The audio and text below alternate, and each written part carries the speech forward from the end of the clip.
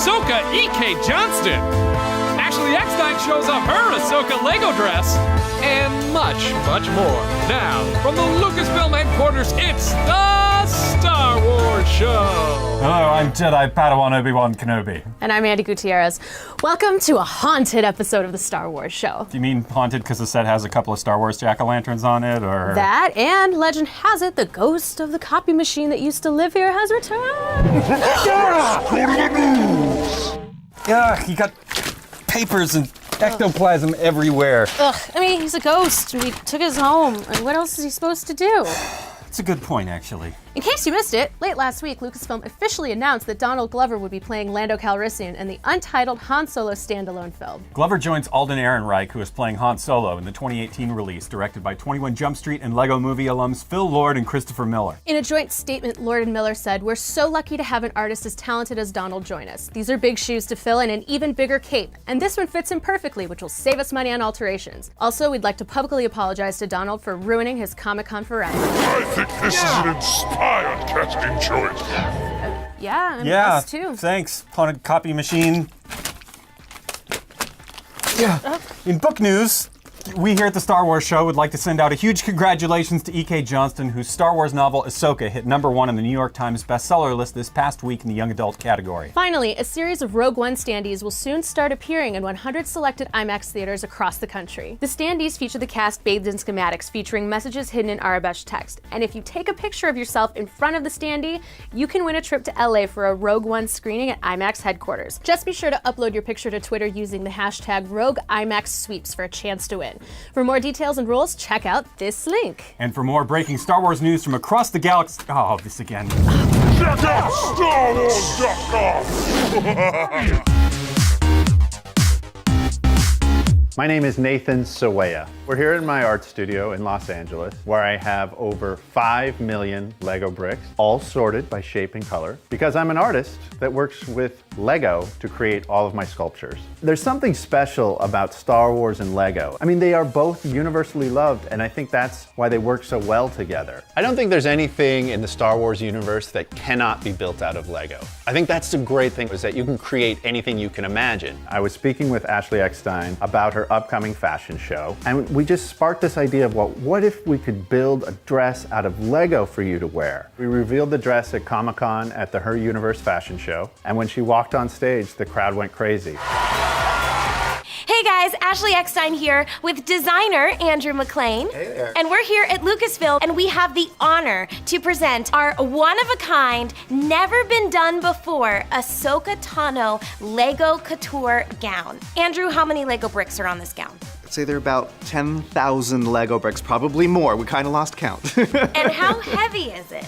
Well, you were wiring it all night, so you know it was pretty heavy, around 25 pounds.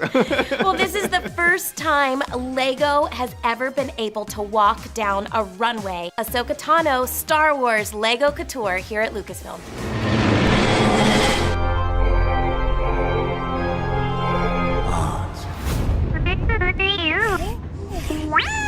I'm here with E.K. Johnston, the author of the best-selling book, Ahsoka. Kate, thanks so much for being on the show. Thank you. What kind of influence was Star Wars on you before you wrote Ahsoka? Tremendously. Probably one of my biggest pop culture references is Star Wars. I often joke that Star Wars Ahsoka is my only book without Star Wars references in it. And the number of times I typed, like, that's not how the Force works, and then had to erase it. Yeah. So I guess in terms of storytelling and heroes and all that kind of stuff, it's very much a huge influence on me. As a storyteller, what do you think it is that makes the Star Wars universe so compelling? I think part of it is that it's fun. Things are always exploding. There's always really great character moments, which is fantastic. And it's so big now. My brother is 10 years older than me, and my nephews are like toddlers, and all across those generations, we just all love it. I think it's just accessible, which is fun too. One of the fun things about Star Wars is the way that different authors will add their own little parts to it. Are there any things that you really enjoyed adding to the Star Wars universe? My favorite is there's a board game in the book called Crokin, which is based on a very, very local Canadian board game called Crokinole, because I had to get a Canadian reference in somehow. Yeah. So I gave them like an electronic scoreboard. But aside from that, it's basically Crocono. So it's been really funny to get like emails from Canadians and being like, did you just put Crocono in Star Wars? And I'm like, yes, they let me do that. Do you have any other Canadian Easter eggs in there? There are 2, but they haven't been found yet, so I don't want to Oh, okay. So we just need to put people on alert. Yes, there's to be 3, looking and out. people have found the Crocono, but there's 2 others. And you've been doing the book tour with Ashley now. Yes, which has been fabulous. She's wonderful. So how's the turnout been at those? There have been hundreds of people and like children in adorable costumes and adults in amazing costumes. We've sold out Barnes & Nobles and they've closed and we are still signing like an hour and a half later. Wow. So it's been, the turnout has been amazing. When did you find out that Ahsoka was a bestseller? Well, I got a couple of text messages first and I ignored them because I wanted my agent to call me and tell me. So he called and said, congratulations. And I said, you're going to have to tell me because I haven't checked any of my messages yet. And then he told me and then I went and bought some ice cream. So many firsts have come along with this book for you. Yes, it's been fabulous. Like this is my first like really big book tour and the New York Times list is kind of that like untangible thing at the end of every writer's dream really where you're like, it would be nice, but it's also really difficult. And getting the hardcover and the ebook list at the same time was incredible. Everyone has just sort of worked so hard to get the book that far and it was amazing. Kate, thank you so much for being on the show. Thank you. And we have more Star Wars show coming up right now. Last week, we asked you to share some of your favorite Star Wars concept art with us, and you sent a ton of inspiring examples like Palpatine's unused lava lair from Return of the Jedi. And Ralph McQuarrie's original Vader and Luke duel, which had P.K. Sullivan stating, "I've always loved this piece. It's so kinetic and Vader is incredibly menacing. It's Art Deco meets Westerns." And finally, Lee Gordon DeMarbre spoke for all of us here when he said the funnest stuff to notice is how old Ralph designs are showing up in Rebels. Oh, hey, look who it is. Wow. And he wore a costume. Cute.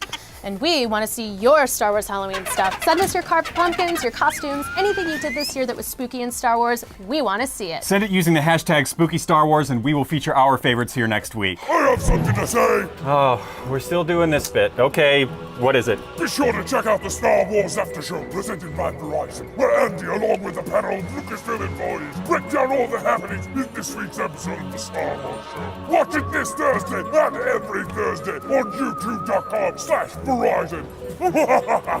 the nether region I go. Oh, they really phoned in the special effects this week. Well, everyone who usually does our effects is working on a movie or something. That's fair. Rogue One, a Star Wars story, only in theaters December 16th.